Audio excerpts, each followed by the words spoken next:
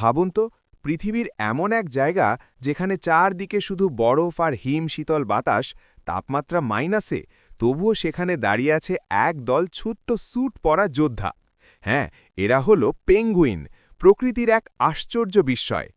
Penguin উড়তে পারে না, কিন্তু পানির নিচে এরা যেন সুপার হিরো।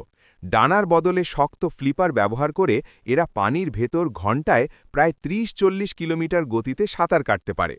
বরফের দেশে টিকে থাকার জন্যে এদের শরীরে আছে ঘন চর্বি আর জলরোধী পালক, যা ঠান্ডা থেকে রক্ষা করে।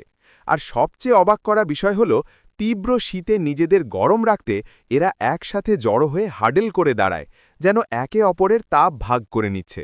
আর জানেন কি, বাবা পেঙ্গুইন তার ডিমকে নিজের পায়ের উপর রেখে প্রায় ২ মাস না খেয়ে পাহারা দেয়, ঝড় তুষার সব কিছুর মাঝেও।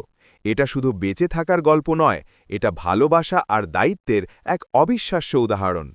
ভিডিওটা ভালো লাগলে লাইক করো, এমন আরও অজানা প্রাণীর গল্প জানতে সাবস্ক্রাইব করো, আর কমেন্টে বলো পরের ভিডিও কোন প্রাণী নিয়ে দেখতে চাও।